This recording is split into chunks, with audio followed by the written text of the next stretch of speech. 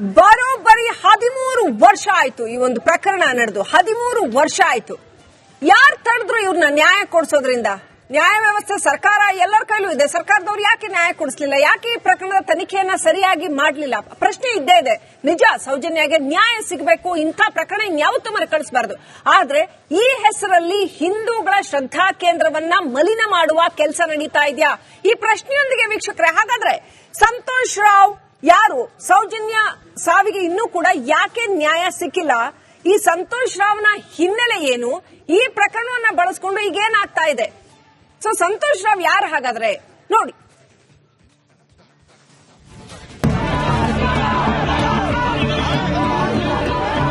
ಸೌಜನ್ಯ ಇಡೀ ದೇಶದಲ್ಲಿ ಭಾರಿ ಸಂಚಲನ ಸೃಷ್ಟಿಸಿದ ಸೌಜನ್ಯ ಕೇಸ್ ಇದೀಗ ಮತ್ತೆ ಸದ್ದು ಮಾಡ್ತಾ ಇದೆ.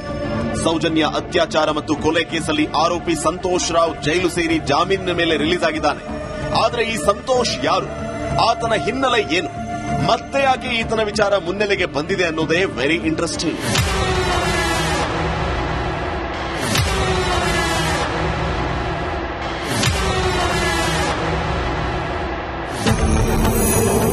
ಸೌಜನ್ಯ ಹತ್ಯೆ ಕೇಸ್ ಆರೋಪಿ ಸಂತೋಷ್ ಯಾರು? ಸಂತೋಷ್ ರಾವ್ ನಿಜವಾಗಲೂ ಮಾನಸಿಕ ಅಸ್ವಸ್ಥನ? ಸೌಜನ್ಯ ಅತ್ಯಾಚಾರ ಮತ್ತು ಕೊಲೆ ಪ್ರಕರಣದ ಆರೋಪಿ ಸಂತೋಷ್ ರಾವ್ ಬರೋಬ್ಬರಿ 11 ವರ್ಷಗಳ ಬಳಿಕ ಅಂದ್ರೆ 2023 ಜೂನ್ನಲ್ಲಿ ಸಾಕ್ಷ್ಯಾಧಾರ ಕೊರತೆಯಿಂದ ಆರೋಪ ಮುಕ್ತನಾಗಿದ್ದ.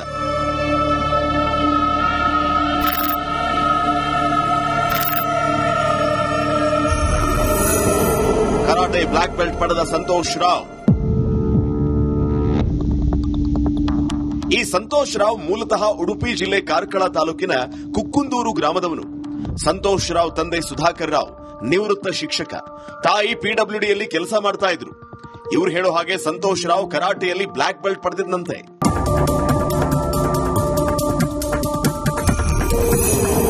ಸಂತೋಷ್ ತಪ್ಪೊಪ್ಪಿಗೆಯಲ್ಲಿ ಸ್ಫೋಟಕ ಅಂಶ.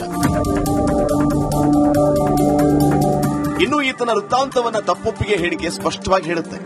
ಸೌಜನ್ಯ ಕೇಸ್ನಲ್ಲಿ ಈತ ಕೋರ್ಟ್ ಎದುರು ಹೇಳಿದ್ದೇನು ಅಂತ ನೋಡೋದಾದ್ರೆ, ಸಂತೋಷ್ ತಪ್ಪೊಪ್ಪಿಗೆ: ನನಗೆ ಶರಾಬು ಕುಡಿಯುವ, ಸಿಗರೇಟ್ ಸೇದುವ ಅಭ್ಯಾಸ ಇದೆ, ಡ್ರಗ್ಸ್ ಚಟನೂ ಇದೆ, ಪ್ರಾಯಕ್ಕೆ ಬಂದ ಹೆಣ್ಣು ಮಕ್ಕಳೊಂದಿಗೆ ದೈಹಿಕ ಸಂಪರ್ಕ ಹೊಂದುವ ಹಂಬಲ. ನೇತ್ರಾವತಿ ಸ್ನಾನಘಟ್ಟದ ಬಳಿ ನಿರ್ಜನ ಪ್ರದೇಶದಲ್ಲಿ ಒಬ್ಬ ಹುಡುಗಿ ಕಂಡೆ. ನಾನು ಆ ಹುಡುಗಿಗೆ ಕೈ ಸನ್ನೆ ಮಾಡಿ ಕಾಡಿಗೆ ಹೋಗುವುದಕ್ಕೆ ಕರೆದೆ. ಆಕೆ ಹೆದರಿ ಮುಂದಕ್ಕೆ ಹೋಗುವುದಕ್ಕೆ ಪ್ರಯತ್ನಿಸಿದ್ಲು. ನಾನು ಬಲವಂತದಿಂದ ಆಕೆಯನ್ನ ತೋಡಿನ ಕಡೆಗೆ ಎಳೆದುಕೊಂಡು ಹೋದೆ. ಆಕೆಯ ಬಾಯಿಯನ್ನ ಒತ್ತಿ ಪೊದೆಯ ಕಡೆಗೆ ಎಳೆದುಕೊಂಡು ಹೋಗಿ ಬಲಾತ್ಕಾರ ಮಾಡಿದೆ.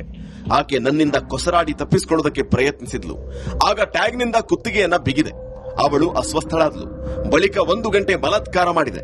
ನಂತರ ಅದೇ ಟ್ಯಾಗ್ನಿಂದ ಅವಳ ಉಸಿರುಗಟ್ಟಿಸಿ ಕೊಲೆ ಮಾಡಿದೆ. ನನ್ನ ಜೊತೆ ಬಂದ್ರೆ ಬಲಾತ್ಕಾರ ಮಾಡಿದ ಸ್ಥಳ, ಆ ವೇಳೆ ಧರಿಸಿದ್ದ ಬಟ್ಟೆ, ಉಳಿದುಕೊಂಡಿದ್ದ ಸ್ಥಳವನ್ನ ತೋರಿಸ್ತೀನಿ. ಇದೀಗ ಮತ್ತೆ Soujanya rape and murder case ಮುನ್ನೆಲೆಗೆ ಬಂದಿದ್ದು ಸತ್ಯಾಸತ್ಯತೆಯನ್ನ ಕಾಲವೇ ತಿಳಿಸಬೇಕು. Bureau report, Republic Kannada.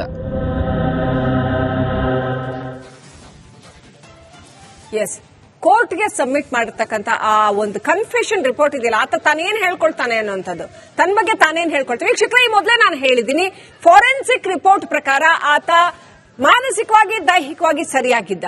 ಮಾನಸಿಕವಾಗಿ ದೈಹಿಕವಾಗಿ ಸ್ವಲ್ಪ ಮಾನಸಿಕವಾಗಿ ಡಿಸೆಪ್ಟಿವ್, ಅಂದ್ರೆ ಮೋಸ ಮಾಡೋರ್ ತರ ಅನ್ಸಿದ್ರು ಕೂಡ ಆತ ನಾರ್ಮಲ್ ಆಗಿದ್ದ ಅಂತ. ಆತ ಮಾನಸಿಕವಾಗಿ ಸಮತೋಲನ ಇರಲಿಲ್ಲ ಅಂತ ಎಲ್ಲೂ ಹೇಳೋದಿಲ್ಲ ಡಾಕ್ಟರ್. ಆತ ಸರಿಯಾಗಿದ್ದ, ನಾರ್ಮಲ್ ಆಗಿದ್ದ ಅನ್ನೋದನ್ನ ಹೇಳ್ತಾರೆ.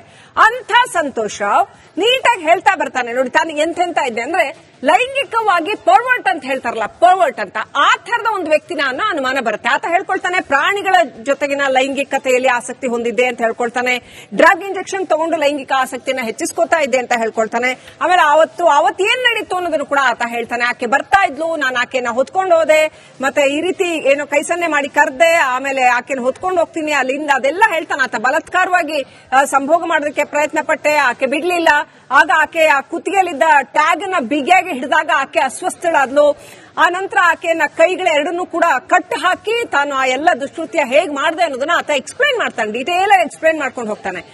ಆ ನಂತರ ಜನ ಅಲ್ಲಿ ಅವನನ್ನ ಸಂಶಯದಿಂದ ನೋಡಿದ್ರು ಅನ್ನೋಂಥದ್ದನ್ನು ಕೂಡ ಹೇಳ್ತಾನೆ. ಸೊ ಇದರಲ್ಲಿ ಈಗ ಸಂತೋಷ್ ರಾವ್ ಕನ್ಫೆಷನ್ ಸ್ಟೇಟ್ಮೆಂಟ್ ಬಗ್ಗೆ ಯಾಕೆ ಮಾತಾಡಲ್ಲ? ನಾರ್ಮಲ್ ಆಗಿರೋ ಮನುಷ್ಯ.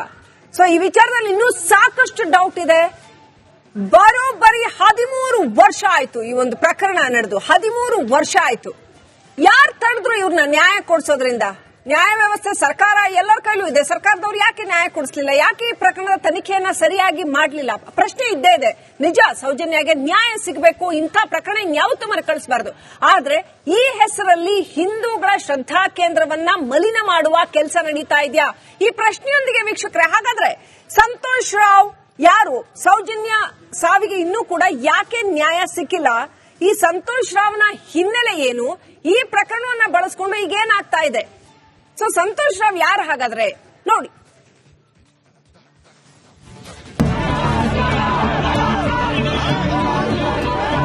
ಸೌಜನ್ಯ ಇಡೀ ದೇಶದಲ್ಲಿ ಭಾರಿ ಸಂಚಲನ ಸೃಷ್ಟಿಸಿದ ಸೌಜನ್ಯ ಕೇಸ್ ಇದೀಗ ಮತ್ತೆ ಸದ್ದು ಮಾಡ್ತಾ ಇದೆ. ಸೌಜನ್ಯ ಅತ್ಯಾಚಾರ ಮತ್ತು ಕೊಲೆ ಕೇಸಲ್ಲಿ ಆರೋಪಿ ಸಂತೋಷ್ ರಾವ್ ಜೈಲು ಸೇರಿ ಜಾಮೀನಿನ ಮೇಲೆ ರಿಲೀಸ್ ಆಗಿದ್ದಾನೆ. ಆದ್ರೆ ಈ ಸಂತೋಷ್ ಯಾರು? ಆತನ ಹಿನ್ನೆಲೆ ಏನು? ಮತ್ತೆ ಯಾಕೆ ಈತನ ವಿಚಾರ ಮುನ್ನೆಲೆಗೆ ಬಂದಿದೆ ಅನ್ನೋದೇ very interesting.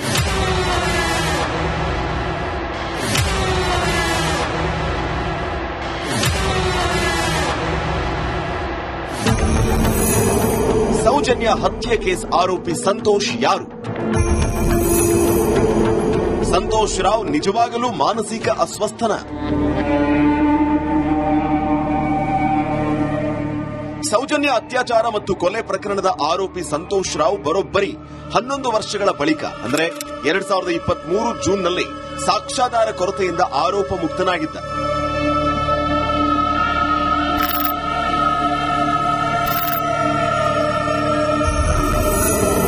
Karate black belt ಪಡೆದ ಸಂತೋಷ್ ರಾವ್. ಈ ಸಂತೋಷ್ ರಾವ್ ಮೂಲತಃ ಉಡುಪಿ ಜಿಲ್ಲೆ ಕಾರ್ಕಳ ತಾಲೂಕಿನ ಕುಕ್ಕುಂದೂರು ಗ್ರಾಮದವನು. ಸಂತೋಷ್ ರಾವ್ ತಂದೆ ಸುಧಾಕರ್ ರಾವ್ ನಿವೃತ್ತ ಶಿಕ್ಷಕ, ತಾಯಿ ಪಿಡಬ್ಲ್ಯೂಡಿಯಲ್ಲಿ ಕೆಲಸ ಮಾಡ್ತಾ ಇದ್ರು. ಇವ್ರು ಹೇಳೋ ಹಾಗೆ ಸಂತೋಷ್ ರಾವ್ ಕರಾಟೆಯಲ್ಲಿ ಬ್ಲಾಕ್ ಬೆಲ್ಟ್ ಪಡೆದಿದ್ದಂತೆ.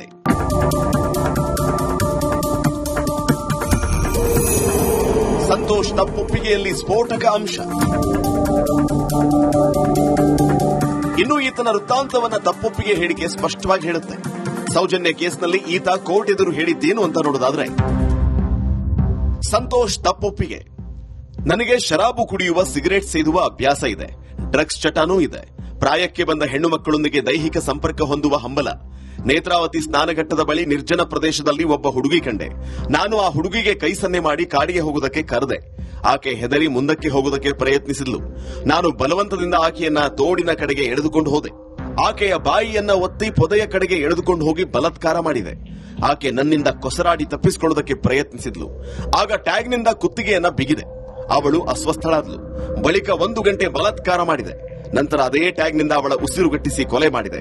ನನ್ನ ಜೊತೆ ಬಂದ್ರೆ ಬಲಾತ್ಕಾರ ಮಾಡಿದ ಸ್ಥಳ, ಆ ವೇಳೆ ಧರಿಸಿದ್ದ ಬಟ್ಟೆ, ಉಳಿದುಕೊಂಡಿದ್ದ ಸ್ಥಳವನ್ನ ತೋರಿಸ್ತೀನಿ. ಇದೀಗ ಮತ್ತೆ Soujanya rape and murder case ಮುನ್ನೆಲೆಗೆ ಬಂದಿದ್ದು ಸತ್ಯಾಸತ್ಯತೆಯನ್ನ ಕಾಲವೇ ತಿಳಿಸಬೇಕು. Bureau report, Republic Kannada.